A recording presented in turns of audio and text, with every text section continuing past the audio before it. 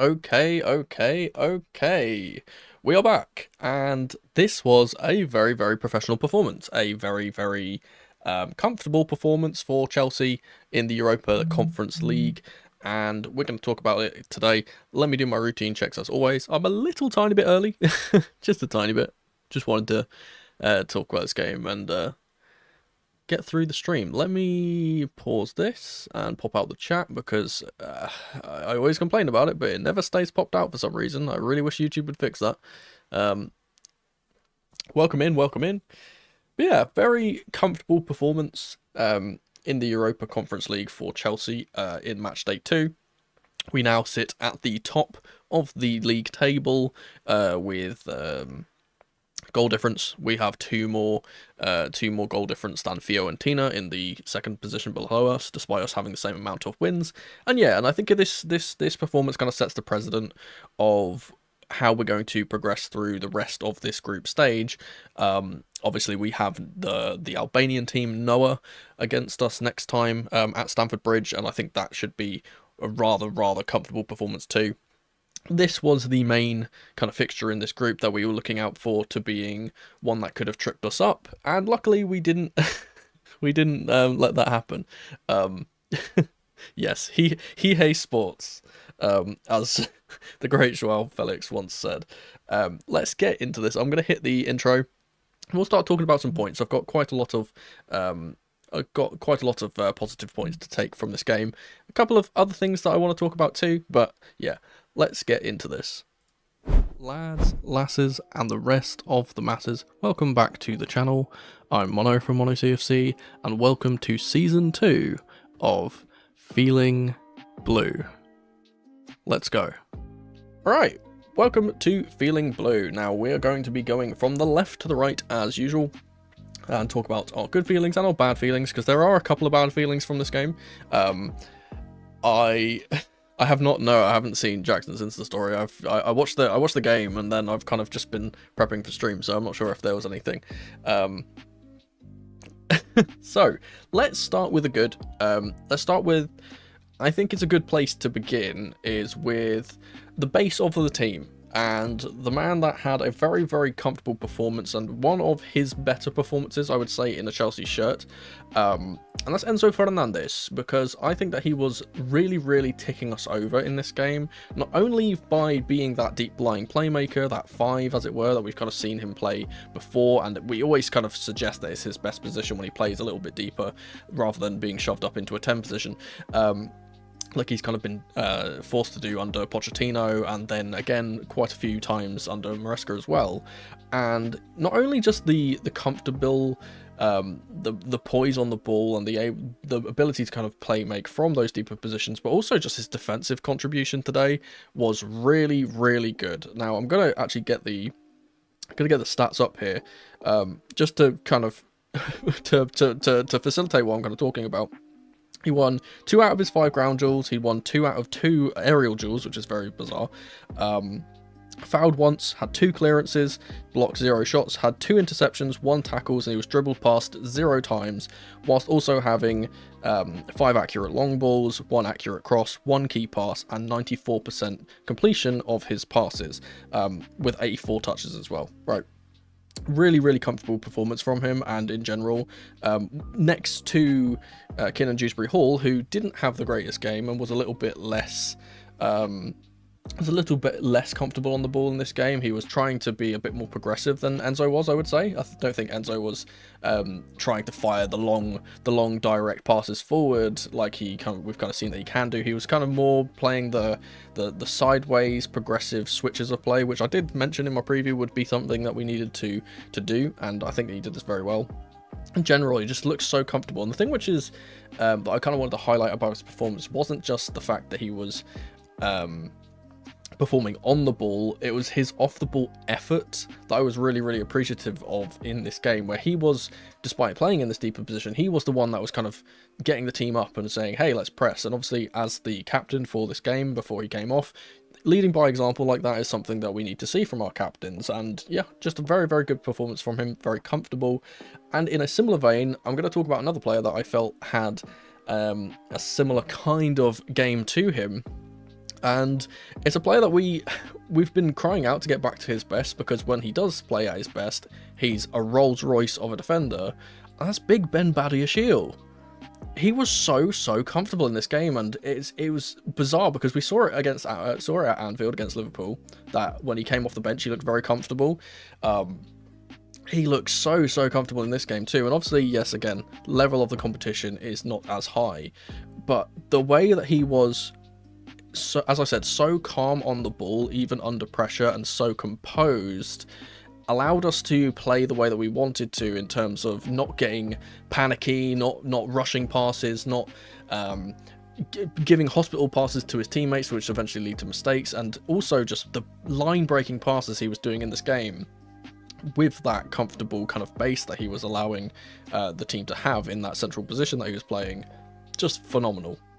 He really seems, like Crimson has just said there, that he's got his confidence back, which is something which we kind of was hoping that would happen to a lot of the players in the team when Maresca took over.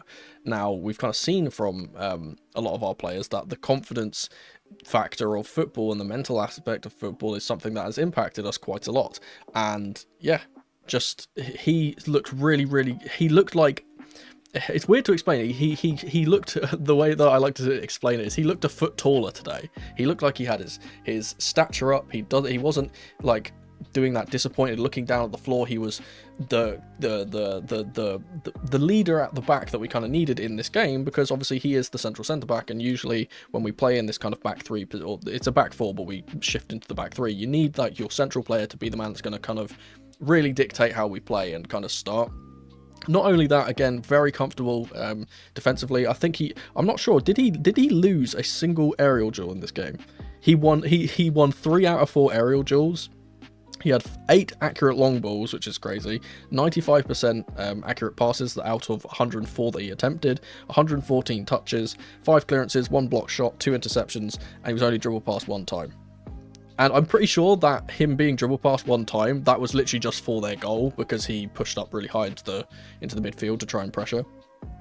He was everywhere. Just looking at the heat map, he was absolutely everywhere in this game. And yeah, just again, another comfortable performance from him. Hopefully he can keep this up. We obviously have Newcastle next.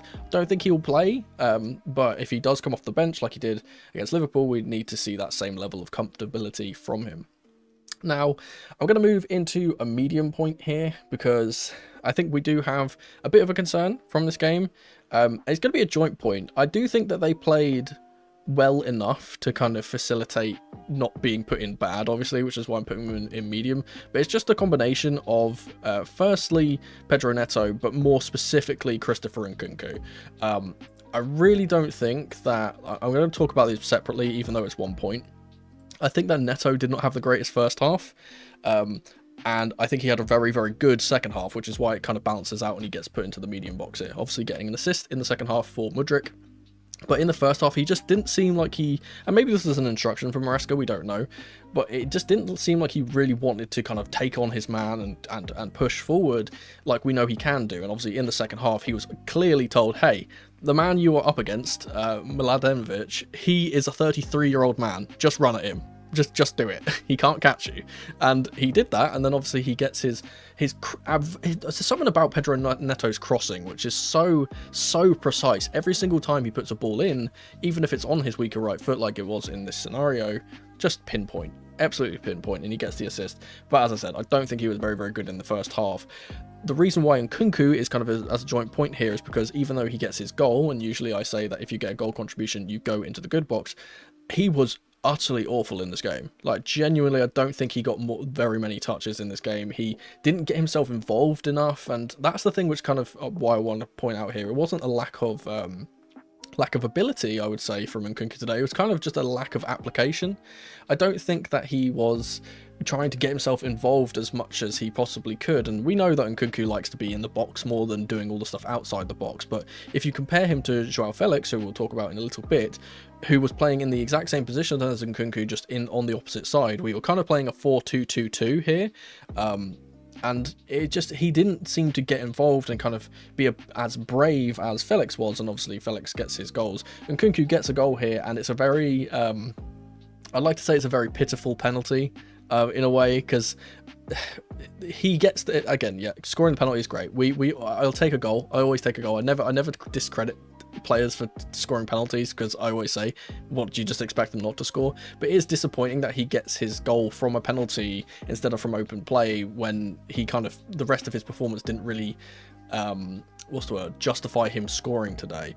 And it does kind of leave a bit of a sour taste in your mouth that Felix, who was on 2 goals at the time, could have been given this penalty and he could have got his hat-trick, and that could have really spurred him on for his games coming up, obviously, because I think Felix is trying to kind of push to get into the first team on that left-hand side. I think that left-hand position in the left wing, or where Felix was playing in this kind of left 10 / left false 9 position, is really contentious. And yeah, and I know that we have designated penalty takers, and Nkunku obviously in this rotated B side is our penalty taker, but that is just a little bit disappointing. But I digress. As I said, I don't think Nkunku had the greatest game today, but he gets his goal, he gets the penalty, and it's a very, very well taken penalty under the pressure of not only 75,000 in the stadium, but also being blasted in the face with lasers all game, which, yeah, as I said, I don't think it's particularly on him in terms of ability. I don't think it was a poor performance from him in that terms. I just don't think he kind of got involved as much as he probably could do. But yeah, he gets another goal contribution, so that's why he goes in here. Doesn't go into the bad. I don't think it's that much of a concern. One thing that is a bit of a concern, though, and we'll move into the bad here, is just for the fact that we didn't get a clean sheet again. And this is becoming a situation that keeps happening, and it's starting to be, it's not worrying, but it's starting to be a bit irking, because this is a game where we are very, very comfortable, and we are putting in a very professional performance. We have a lot of control, and then we just make, it's just a silly a couple of mistakes, and I'm not going to blame any specific players, because I think it's a comedy of errors from loads of different people. I think Misha could probably track his right back more.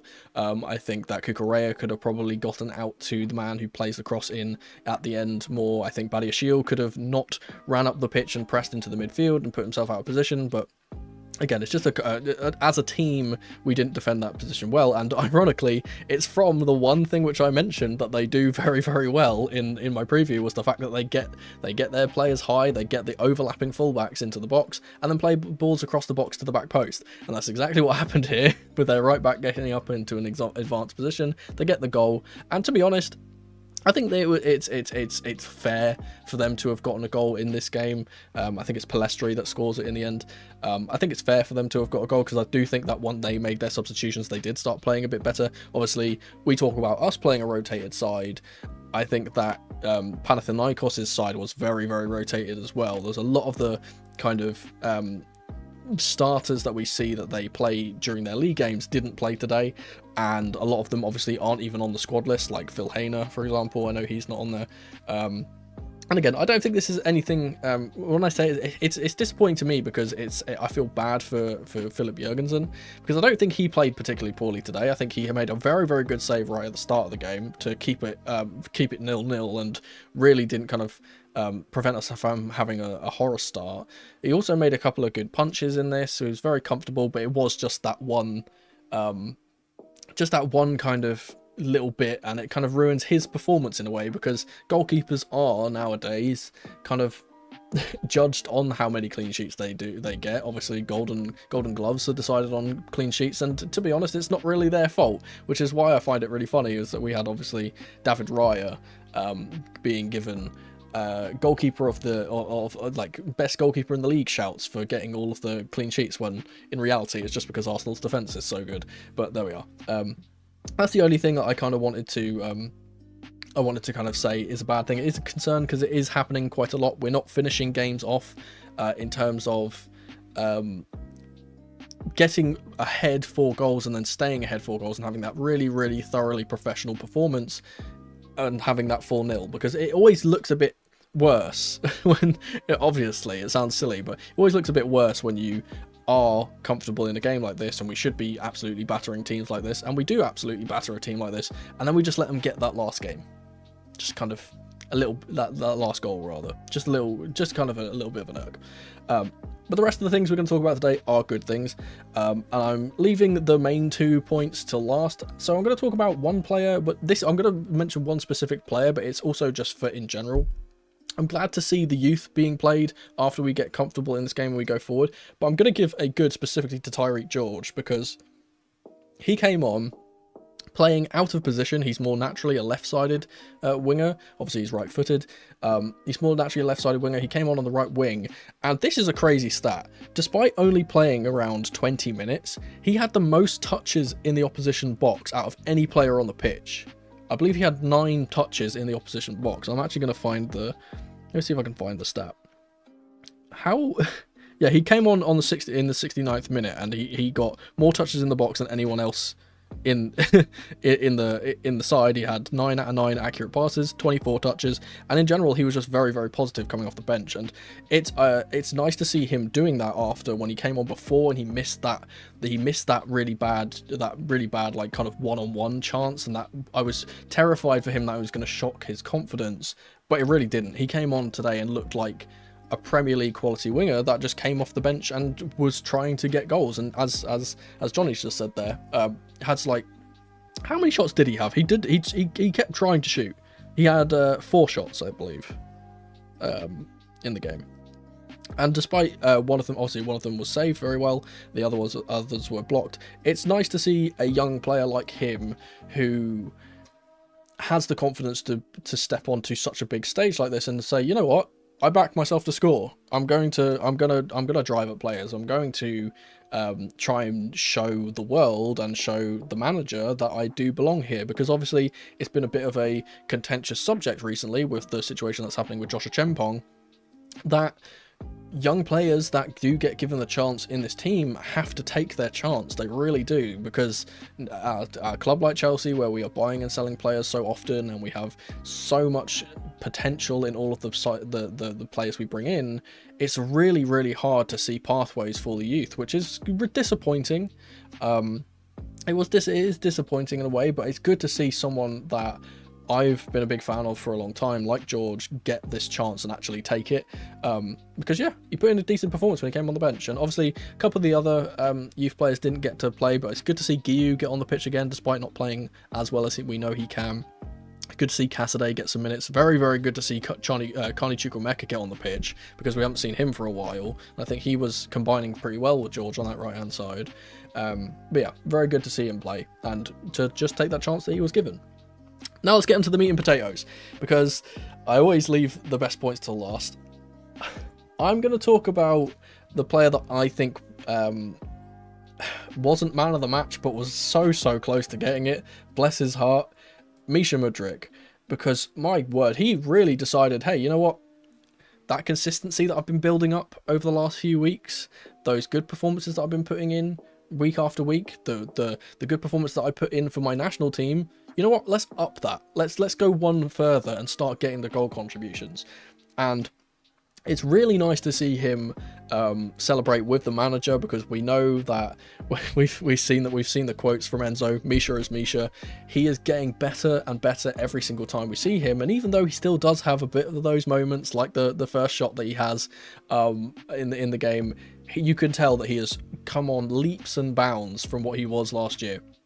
So much more confident on the ball, so much more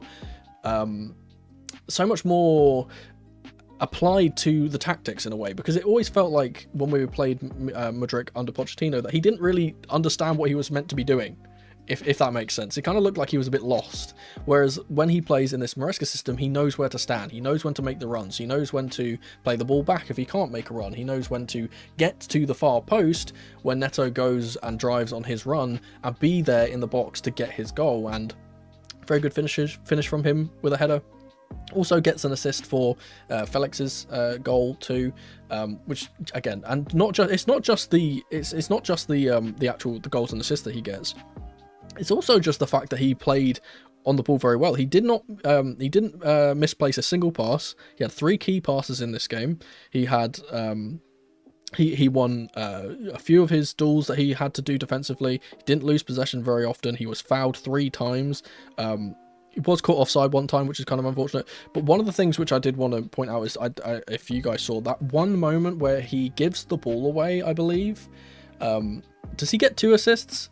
On the stats, it only says he got 1, so I don't know if it counts the second one. I'm not sure. But there we are.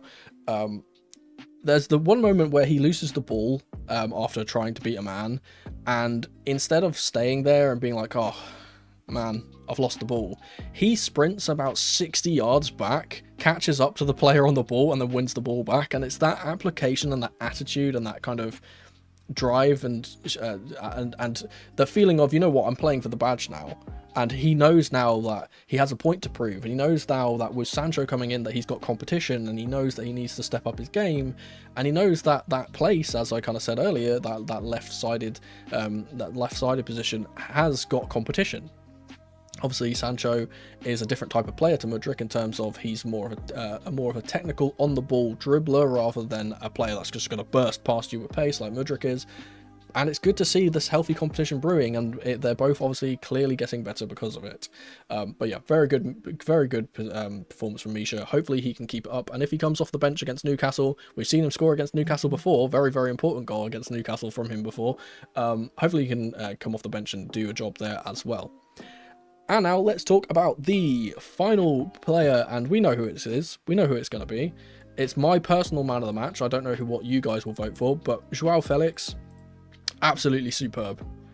Absolutely superb in this game. This was such an intelligent, such a technical, gifted masterpiece from him in terms of, and it's as I said this earlier, it's an absolute polar opposite to what we saw from Nkunku, despite them playing in very similar positions. He was getting on the ball, he was trying to dictate play, he was making the runs in behind, which we don't often see from Felix, which is bizarre. He was obviously for his first goal, he wins a header from an excellent ball, by the way, from Kiernan Dewsbury-Hall, who, even though I'm not going to talk about him today, I do think he put in a decent performance, made a good couple of passes, cushioned the header down, and he wins his aerial duel against a centre-back that he has no right to win the header from.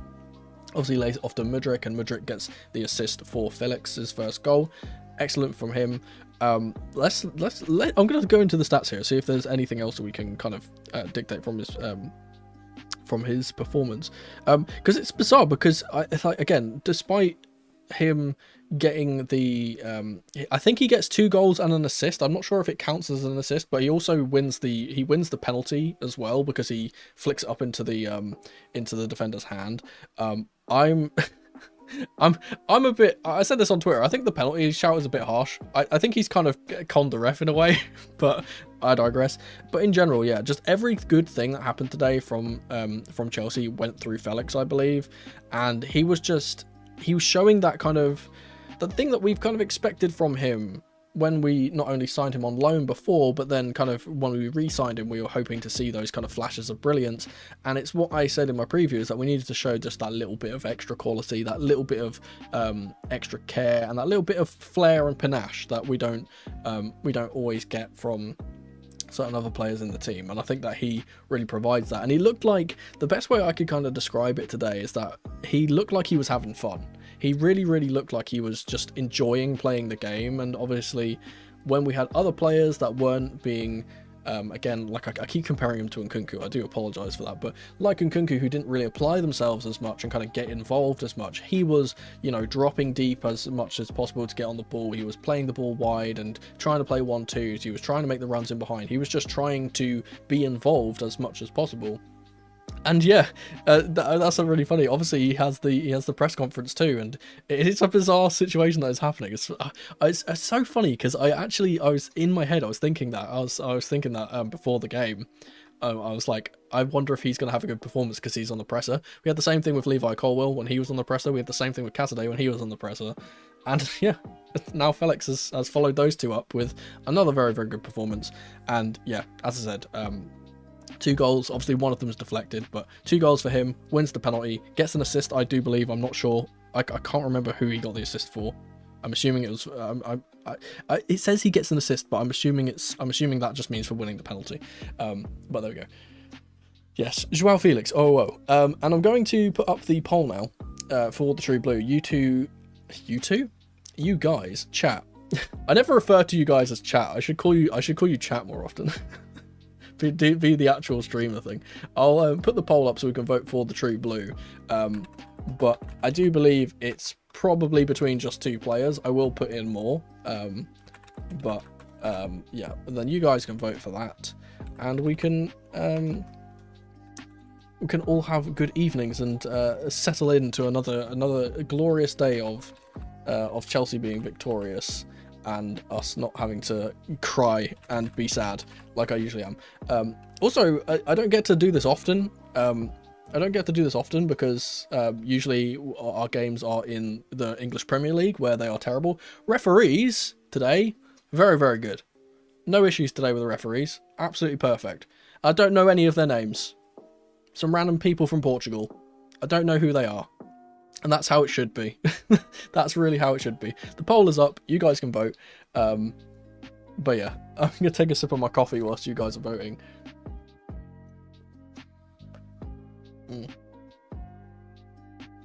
It's the Chelsea mug. It's a good omen. I don't have mug cam on because I still can't figure out how to fix my webcam lag. I'm going to probably be doing some upgrades to my hardware in the next few months or so. And kind of try and get on top of some of the technical issues I've been having. But there we go. Yeah, genuinely. That's the thing.